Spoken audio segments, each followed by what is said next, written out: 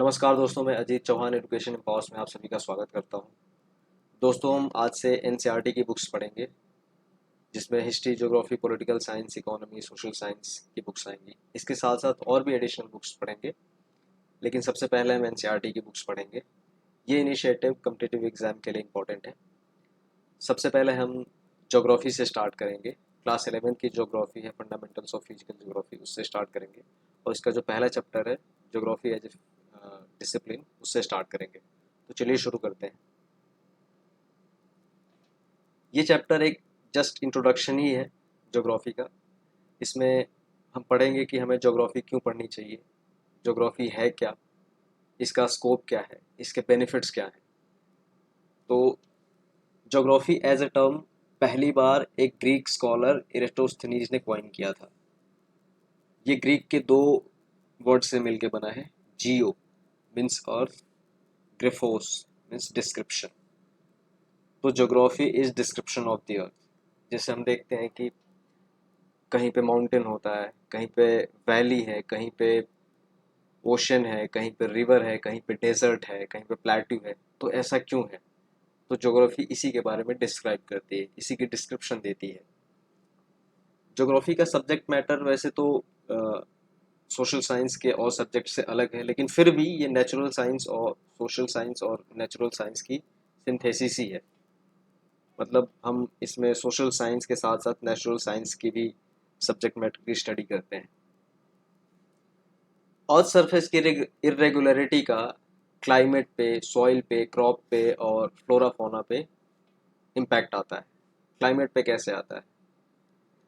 जैसे high altitude पे cold climate होता है, और वहीं हम प्लेन पे आते हैं तो हमारा थोड़ा क्लाइमेट वार्म हो जाता है, क्योंकि एक टेम्परेचर लैप्स होता है जैसे जैसे हम ऊपर जाते हैं और हाई ऑल्टीट्यूड पे जाते हैं। सॉइल सॉइल पे कैसे पड़ता है?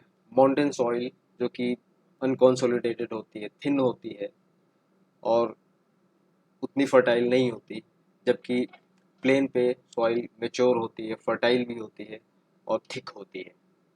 उसी तरीके से क्रॉप, प्लेन पे कुछ और क्रॉप उगाए जाते हैं, माउंटेन पे कुछ और होते हैं। उसी तरीके से फ्लोरा और फौना पे, माउंटेन पे हम कोनिफेरस फॉरेस्ट ज़्यादातर देखते हैं, वहाँ पे स्नोफॉल भी होता है। वहीं हम प्लेन पे आ जाते हैं तो आपको डेसिडुअस फॉरेस्ट या एवरग्रीन फॉरेस्ट मिलेंगे। अभी जो ह्यूमन एक्टिविटी है और अर्थ की जो फिजिकल फीचर है, एक दूसरे को इम्पैक्ट करते रहती है। जैसे किसी कोल्ड क्लाइमेट में आप चले जाइए, वहाँ का रहन सहन, खान पान, मीन्स फूड हैबिट और क्लॉथिंग हॉट क्लाइमेट के लोगों से बहुत अलग होता है। और उसी तरीके से ह्यूमन ने भी फिजिकल फीचर ऑफ अर्थ को बहुत हद तक इम्पैक्ट किया है। रोड बना दिए, इंफ्रास्ट्रक्चर बना दिए, बड़े बड़े डैम बना दिए। तो उसी तरीके से इसकी फिजिकल फीचर को भी ह्यूमन ने भी इम्पैक्ट किया है। Geography concern with three types of questions. पहला है what, means pattern of natural and cultural features, means एक पर्टिकुलर जगह पे कौन सा नेचुरल रिसोर्स मिलेगा, क्या उसके कल्चरल फीचर होंगे वहाँ के लोगों का। वेयर, जो नेचुरल, एक पर्टिकुलर टाइप का नेचुरल रिसोर्स और कल्चरल फीचर है, वो कहाँ कहाँ मिलता है, कहाँ मिलता है। वाई, ये क्यों होता है कि पर्टिकुलर टाइप का नेचुरल रिसोर्स और कल्चरल फीचर एक पर्टिकुलर जगह पे ही मिलता है। जैसे हमें गंगा वैली में कोल क्यों नहीं मिलता, कोनीफेरस फॉरेस्ट हमें इस ट्रॉपिकल रीजन में क्यों नहीं मिलता। तो ये सब जो क्वेश्चन है, इसको ज्योग्राफी आंसर करती है। Geography over the years historical events को भी इम्पैक्ट करते आ रही है। जैसे हमारा नॉर्थ वेस्टर्न प्रोविंस की तरफ से जो पासेस होते थे, उसकी तरफ से बहुत सारे एंशंट इंडिया में इन्वेजन हो गए। अलेक्जेंडर उधर ही से आया। और लेकिन हमारा जो सदर्न इंडिया है, जिधर कोस्टल एरिया है, वहाँ से इन्वेजन बहुत कम हुए, क्योंकि वो पूरा कोस्टल एरिया है। उसी तरीके से नॉर्थ इंडिया में एक हिमालय एक नेचुरल बैरियर है, तो यहाँ से भी इन्वेजन कम ही हुए। तो ज्योग्राफी हिस्टोरिकल इवेंट्स को भी बहुत हद तक डिसाइड करते आ रही है। अब देखते हैं अप्रोचेज टू स्टडी ज्योग्राफी। तो इसमें दो अप्रोचेस है, एक सिस्टमेटिक और एक रीजनल। सिस्टमेटिक जो अप्रोच है इसको दिया है अलेक्जेंडर वॉन हम्बोल्ट ने, और रीजनल अप्रोच को दिया है कार्ल रिटर ने। तो सिस्टमेटिक अप्रोच में सबसे पहले क्या करते हैं कि एक पूरा ग्लोबल लेवल पे एक फिजिकल फीचर की स्टडी करते हैं और उसका इम्पैक्ट देखते हैं एक छोटे से रीजन पे। जबकि रीजनल अप्रोच में एक पर्टिकुलर रीजन को ही सेलेक्ट कर लिया जाता है और वहाँ पे फिजिकल फीचर को, फिजिकल फिनोमिना को स्टडी किया जाता है। तो अब देखते हैं branches of geography based on systematic approach. पहला है फिजिकल ज्योग्राफी। फिजिकल ज्योग्राफी में सबसे पहले आता है जियोमॉर्फोलॉजी, मतलब इवोल्यूशन ऑफ ज्योग्राफिकल फीचर, जैसे प्लेट्यू, माउंटेन, ओशन कैसे हुआ, इसमें फिजिकल ज्योग्राफी में हम पढ़ते हैं। Climatology, structure of the climate, climate का क्या स्ट्रक्चर है, क्लाइमेट कैसे बना, क्लाइमेट के क्या कॉम्पोजिशन है, उसमें कौन सी गैसेस हैं। हाइड्रोलॉजी जो कि वाटर की स्टडी करते हैं, एक्वीफर्स की स्टडी करते हैं, ओशन की स्टडी करते हैं, रिवर्स की स्टडी करते हैं। पेडोलॉजी इसमें सॉइल की स्टडी करते हैं, सॉइल कितने टाइप की होती है, क्यों होती है, कैसी होती है। ह्यूमन ज्योग्राफी दूसरा है ह्यूमन ज्योग्राफी। ह्यूमन ज्योग्राफी में सब पहला है सोशल एंड कल्चरल ज्योग्राफी। एक पर्टिकुलर टाइप ऑफ एरिया में एक पर्टिकुलर सोसाइटी पाई जाती है, उसका कल्चर अलग होता है। जैसे ट्राइबल एरिया हो गया और एक मेन स्ट्रीम सोसाइटी हो गई, तो ये दोनों कल्चर अलग अलग जगह पे अलग अलग पाए जाते हैं। पॉपुलेशन एंड सेटलमेंट, माउंटेन में सेटलमेंट अलग तरीके का होता है और रूरल एरिया में अलग तरीके का सेटलमेंट होता है, अर्बन एरिया में अलग तरीके का सेटलमेंट होता है। पॉपुलेशन भी वेरी करती है, अर्बन एरिया में पॉपुलेशन ज़्यादा होता है, माउंटेन एरिया में कम होता है। इकोनॉमिक ज्योग्राफी, कौन सा नेचुरल रिसोर्स कहाँ है, उसका एक्सट्रैक्शन कितना ईजी है और कितना इकोनॉमिक है वो। हिस्टोरिकल ज्योग्राफी, जैसे अभी हमने पढ़ा कि हिस्टोरिकल इवेंट्स ज्योग्राफी ने डिसाइड किया है, तो उस तरीके से।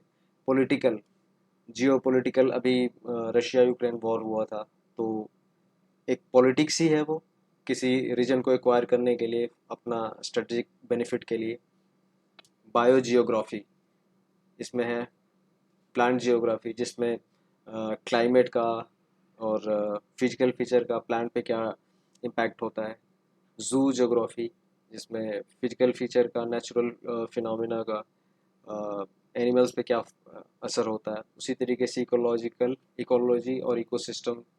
उसी तरीके से इन्वायरमेंट ज्योग्राफी, इन्वायरमेंट का क्या है, इन्वायरमेंट का पे ज्योग्राफी का क्या इम्पैक्ट आता है। रीजनल अप्रोच, जिसको कार्ल रिटर ने दिया था, तो रीजनल अप्रोच में एक पर्टिकुलर एरिया सेलेक्ट कर लिया जाता है, उसके बाद वहाँ के मीन्स फिजिकल फीचर और फिनोमिना को स्टडी किया जाता है। तो रीजनल स्टडी, जैसे किसी पर्टिकुलर एरिया, जैसे दिल्ली के एरिया को और हरियाणा के एरिया को, किसी एक एरिया को सेलेक्ट कर लिया गया, उसकी स्टडी की गई।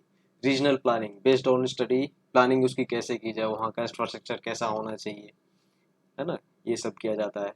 रीजनल डेवलपमेंट, फिर से वही कि किसी रीजन को कैसे डेवलप किया जाए। ऐसा नहीं होना चाहिए कि मीन्स वहाँ पे ग्राउंड वाटर लेवल बहुत कम है लेकिन हम फिर भी फ्लड इरिगेशन किए जा रहे हैं एग्रीकल्चर में, ऐसा नहीं होना चाहिए। रीजनल एनालिसिस, एक पर्टिकुलर रीजन को एनालाइज किया जाए कि वहाँ के एग्रीकल्चर में क्या दिक्कत है, वहाँ के इंफ्रास्ट्रक्चर में क्या दिक्कत है और कौन सा इंफ्रास्ट्रक्चर ज़्यादा सक्सेसफुल रहेगा वहाँ पे, ये सारी चीज़ें होती हैं।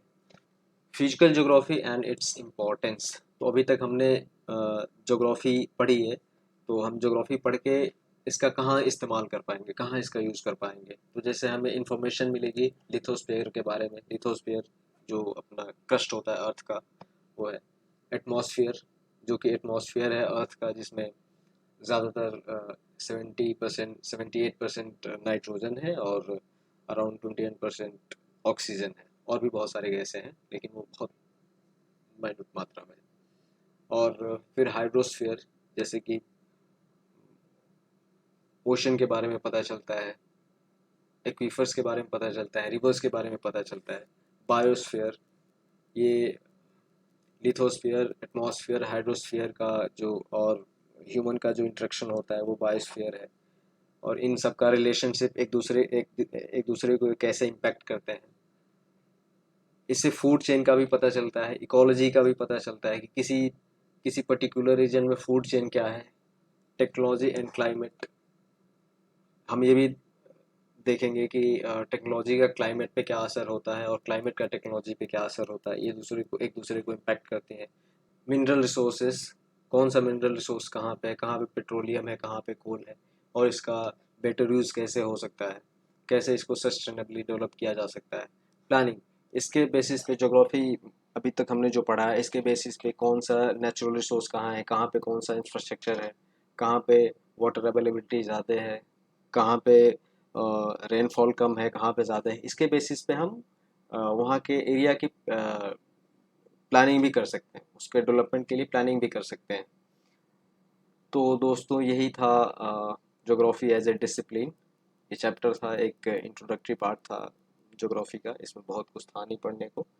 तो अगले चैप्टर से हम और अच्छे से स्टडी करेंगे, लेकिन तब तक आप बताएंगे कि ये वीडियो आपके लिए कैसी रही, इन्फॉर्मेशन सही था कि नहीं, और इसको कैसे इम्प्रूव किया जा सकता है। और इस चैप्टर का मैंने क्रक्स निकाल के इस पीडीएफ में डाला है। तो बस इतना ही है। तो धन्यवाद दोस्तों।